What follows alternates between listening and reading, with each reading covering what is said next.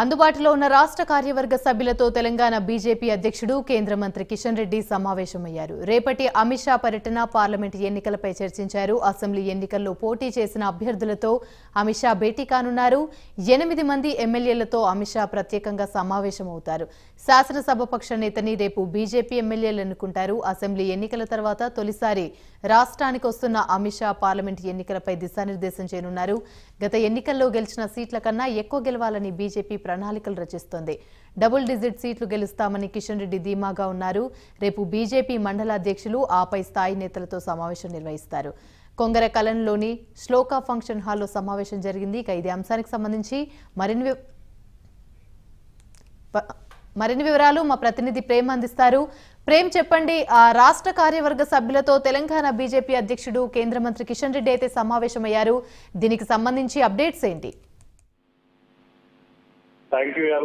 రేపు అమిత్ షా పర్యటన నేపథ్యంలో కూడా తెలంగాణకు సంబంధించినటువంటి స్టేట్ ఆఫీస్ బేరర్స్ తో కూడా ఈ రోజు రాష్ట్ర అధ్యక్షుడు కిషన్ రెడ్డి ఆధ్వర్యంలో రాష్ట్ర కార్యాలయంలో మీటింగ్ కూడా ఏర్పాటు చేయడం జరిగింది. ఈ నేపథ్యంలో కూడా అంటే రేపు జరగబోతున్నటువంటి మీటింగ్ కార్యక్రమం నేపథ్యంతో పాటుగా కూడా ఏదైతే రాబోతున్నటువంటి పార్లమెంట్ ఎన్నికల్లో తీసుకోవాల్సినటువంటి యాక్షన్ ప్లాన్ పైన కూడా ఏర్పాటు చేసినటువంటి మీటింగ్ నేపథ్యంలో కూడా ప్రస్తుతానికి దానికి సంబంధించి తీసుకోవాల్సినటువంటి ప్లాన్ ఆఫ్ యాక్షన్ మీద కూడా చర్చ జరుగుతున్నట్టుగా కూడా తీసుకోవచ్చు. ముఖ్యంగా చెప్పాలంటే రేపు కొంగరకలం లో దగ్గరలో ఉన్నటువంటి శ్లోక ఫంక్షన్ లో ఏర్పాటు చేసినటువంటి ఒక సభలో పూర్తిగా చెప్పాలంటే తెలంగాణ వ్యాప్తంగా ఉన్నటువంటి అన్ని మండల కేంద్రాలకు సంబంధించినటువంటి పార్టీ అధ్యక్షులతో పాటు కూడా జాతీయ స్థాయికి చెందినటువంటి పార్టీ నేతలు కూడా ఈ కార్యక్రమంలో కూడా పాల్గొనబోతున్నట్టుగా కూడా చెప్పుకోవచ్చు. ముఖ్యంగా చెప్పాలంటే ఏదైతే నిన్న మొన్న జరిగినటువంటి అసెంబ్లీ ఎన్నికల నేపథ్యంలో జరిగినటువంటి పొరపాట్ల పైన కూడా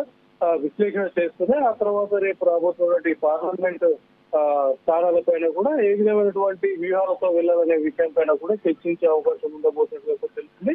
దాని తర్వాత ముఖ్యంగా అంటే మరో 3 నెలల్లో కూడా పార్లమెంట్ ఎలక్షన్స్ ఉన్న నేపథ్యంలో కూడా 90 days ప్లాన్ ఆఫ్ యాక్షన్ అని చెప్పి ఒక కార్యక్రమాన్ని కూడా ఈ నేపథ్యంలో ప్రారంభించబోతున్నట్టుగా కూడా చెప్పుకోవచ్చు. అయితే గత ఎన్నికల్లో అంటే తెలంగాణలో జరిగినటువంటి గత పార్లమెంట్ ఎన్నికల్లో 4 స్థానాలను కేవలం కరీంనగర్, నిజామాబాద్, ఆదిలాబాద్, సికింద్రాబాద్ 4 స్థానాలకే అంకితమైనటువంటి బీజేపీ గెలుపును కూడా ఈసారి మరి కాస్త దృష్టి పెట్టినట్టుగా కూడా చెప్పుకోవచ్చు. అయితే గతంతో పోల్చుకుంటే కూడా ఈ అసెంబ్లీ ఎన్నికల నేపథ్యంలో కూడా బీజేపీకి ఉన్న ఓట్ బ్యాంక్ పర్సెంటేజ్ పెరిగిందని కూడా చెప్పొచ్చు. ఒక క్రమంలో కూడా తెలంగాణలో బీజేపీ ప్రభుత్వం కూడా ఏర్పడుతున్న దిశగా కూడా బీజేపీకి పట్టం కట్టే దిశగా కూడా యువత కూడా ముందడుగు చేసినప్పటికీ కూడా కొన్ని అనివార్య కారణాల నేపథ్యంలో కూడా బీజేపీ అధికారాన్ని చేజిక్కించుకోలేకపోయింది. అయితే ఆ కార్యక్రమం ఏదైతే అసెంబ్లీ ఎన్నికల నేపథ్యంలో జరిగినటువంటి పొరపాటును కూడా మళ్ళీ తిరిగి జరగకుండా చూసుకునే విధంగా ఆ తర్వాత పార్లమెంట్ స్థానాలకు సంబంధించి కూడా గతంలో గెలిచినటువంటి కరీంనగర్, నిజామాబాద్, ఆదిలాబాద్, సికింద్రాబాద్ ఈ 4 స్థానాలతో పాటుగా కూడా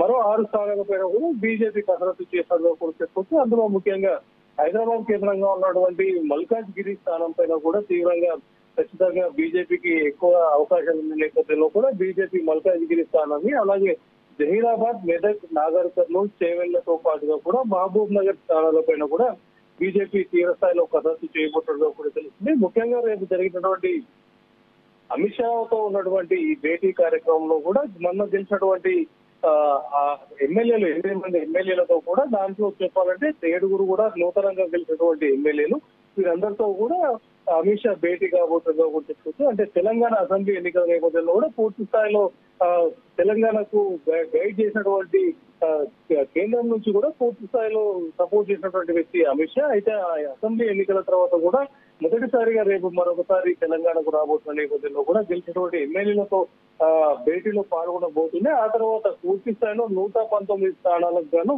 101 స్థానంలో 110 స్థానాల్లో పోటీ చేసినటువంటి బీజేపీకి సంబంధించినటువంటి అందరూ అభ్యర్థులతో కూడా రేపు మీటింగ్ లో కూడా పాల్గొనబోతున్నట్టుగా తెలుస్తుంది. అయితే ఆయా నియోజకవర్గాల్లో జరిగినటువంటి అసెంబ్లీ ఎన్నికల నేపథ్యంలో జరిగిన పూర్తి సమాచారాన్ని కూడా నివేదిక ద్వారా తీసుకుని రేపు రాబోతున్నటువంటి పార్లమెంట్ ఎన్నికల్లో ఎలాంటి పొరపాట్లు జరగకుండా కనీసం 10కి పైగా స్థానాలను కూడా సాధించే దిశగా కూడా ప్లాన్ ఆఫ్ యాక్షన్ ఉండబోతున్నట్టుగా కూడా తెలుస్తుంది. Right, thank you.